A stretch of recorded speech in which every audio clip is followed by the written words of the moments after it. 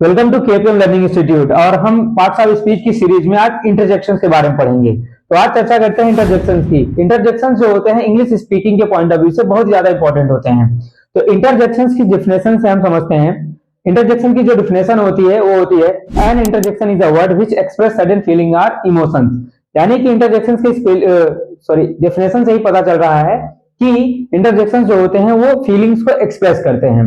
कुल मिलाकर हम जो डेली लाइफ में यूज करते हैं बहुत सारे एक्सप्रेशंस जैसे कि हुर्रा, एलाश, ब्रावो, ओ, आ, मतलब बहुत सारे वर्ड होते हैं जिनका हम इस्तेमाल करते हैं डेली लाइफ में। और आजकल के हम चैटिंग में भी बहुत सारे इंटरजेक्शन का प्रयोग करते हैं इमोजी के माध्यम से। तो जितने भी इमोजीज हैं आपके व्हाट्सएप चैट में या आपके इंस्टाग्राम चैट में, वो सारी इमोजीज जो होते हैं इंटरजेक्शन से ही रिलेटेड होते हैं। और एक बात, इंटरजेक्शन जो होते हैं, इंटरजेक्शन को इंटरजेक्शन ना पढ़ के इसमें टी साइलेंट होता है, इसको पढ़ा जाता है इंटरजेक्शन, यानी कि थोड़ा तेजी से पढ़ा जाता है स्पीकिंग के माध्यम से। तो ये भी आपको समझ में आना चाहिए कि टी जो होता है इसमें साइलेंट होता है।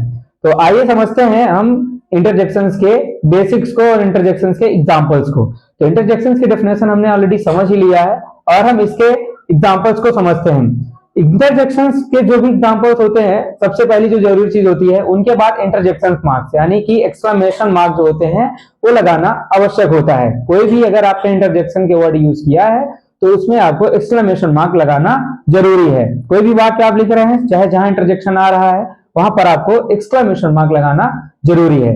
तो इंटरजेक्शन के एग्जाम्पल्स हैं, जैसे कि सबसे पहला जो आता है बहुत ही इंपॉर्टेंट है, हुर्रा आता है। उसके बाद आता है ब्रावो, एलाश, ओ, आ, और भी बहुत सारे इंटरजेक्शंस आपको दिख रहे होंगे जो कि बहुत ही ज्यादा इंपॉर्टेंट इंटरजेक्शंस हैं। तो एक एक करके हम समझते हैं। तो पहला वाला है हुर्रा। हुर्रा का प्रयोग हम बहुत ही ज्यादा जब खुश रहते हैं या बहुत ही ज्यादा अपनी फीलिंग्स को एक्सप्रेस नहीं कर पाते हैं, इतनी ज्यादा खुश रहते हैं, तो वहां पर हम प्रयोग करते हैं हुर्रा का।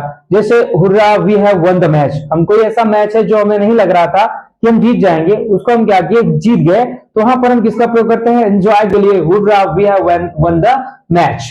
नेक्स्ट है एलास। अगला वाला है एलास। एलास का मतलब बोलने में तो बहुत अच्छा लग रहा है एलास, लेकिन इसकी जो मीनिंग होती है वो होती है जहां पर फीलिंग्स हमको दिखाने रहती है दुख की, तो वहां पर हम प्रयोग करते हैं एलास का। जैसे कि एलास ही इज नो मोर, बड़े दुख की बात है, या कहीं पर हमको फीलिंग्स अपनी एक्सप्रेस करनी पड़ी, ओ या दुख की बात बड़ी एक्सप्रेस करनी पड़ी, तो वहां पर हम प्रयोग करते हैं एलास का। उसके बाद आता है ब्रावो।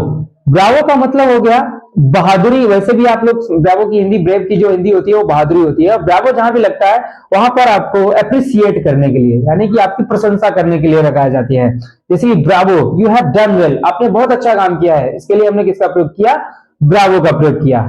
उसके बाद आता है जैसे कि ओ और ओ में बहुत ही ज्यादा अंतर है। एग्जाम्पल्स के माध्यम से समझते हैं। तो जहां पर जैसे कि अगर हम रास्ते में चल रहे हैं और हमारे पैर में अचानक से कोई कांटा चुभ गया, तो वहां पर क्या निकलता है, अचानक से, आप हिंदी में जो निकालते हो ठीक है, लेकिन अंग्रेजी में जो निकलेगा वो क्या निकलेगा, ओ निकलेगा ना, या ओ माई गॉड निकलेगा, कुछ ऐसा चीज निकलेगी। ओ माई गॉड और ओ माई गॉड दोनों में बहुत ज्यादा अंतर होता है, अभी उसको भी हम समझते हैं। देखिए ओ और ओ में समझ लेंगे तो ओ माई गॉड और ओ माई गॉड में हम अंतर भी समझ जाएंगे। ओ का मतलब होता है जहां पर भी आपको ऐसा लगे कि कोई आश्चर्य वाली बात है, यानी अचानक से, बहुत अचानक से घटना हो जाती है जो अनएक्सपेक्टेड होती है, वहां पर हम ओ का प्रयोग करते हैं। ओ जैसे कि रास्ते में चल रहे हो और किसी का एक्सीडेंट हो गया, तो अचानक से हुआ, बहुत ज्यादा खतरनाक ब्रूटल तरीके से हुआ, तो वहां पर बोलोगे ओ माई गॉड, यानी कि बहुत ही खतरनाक अचानक देखे और आप सडन अचानक से क्या हो गए, आप सरप्राइज हो गए, तो वहां पर क्या यूज होगा, ओ यूज होगा। और ओ जो होता है O is use for regret. Regret का मतलब होता है पछताना, ठीक है ना, जहां पर यूज हो पछताना वहां पर हम यूज करेंगे ओ का। जैसे कोई चीज आप रिग्रेट कर रहे हो, ओ अफसोस कर रहे हो किसी चीज का, तो वहां पर हम यूज करेंगे ओ का, और सरप्राइज के लिए हम यूज करेंगे ओ का। वैसे ही ओ माई गॉड और ओ माई गॉड में अंतर होता है। ओ माई गॉड आप एक्सप्रेस करते हो सरप्राइज के लिए, और ओ माई गॉड आप एक्सप्रेस करते हो रिग्रेट के लिए, कोई चीज पछतावे के लिए, ठीक है। उसके बाद आगे बढ़ते हैं। तो उसके बाद जो प्रीपोजिशन आते हैं, जैसे उप्स आता है। उप्स आता है, उप्स का मतलब क्या हो गया, जब भी कोई आप गलती करते हो तब वहां पर उप्स यूज करते हो। ठीक है ना। और ये खासकर ये वर्ड जो होता है अधिकतर जो मोस्ट ऑफ ऑल यूज करते हैं गर्ल्स में ये यूजेस ज्यादा देखे जाते हैं, उनके लिए ये उप्स जो वर्ड है वो बहुत ही ज्यादा देखा जाता है। उप्स जो है वो गलती के लिए प्रयोग किया जाता है।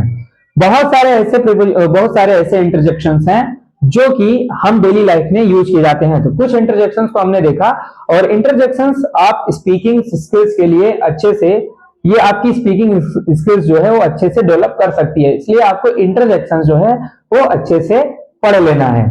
तो ये आज का जो इंटरजेक्शंस टॉपिक है बहुत ही छोटा सा है लेकिन बहुत ही इंपॉर्टेंट है, और ये पर डे हम यूज भी करते हैं। तो मिलते हैं अब नेक्स्ट टॉपिक के साथ, नेक्स्ट पार्ट्स ऑफ स्पीच के साथ।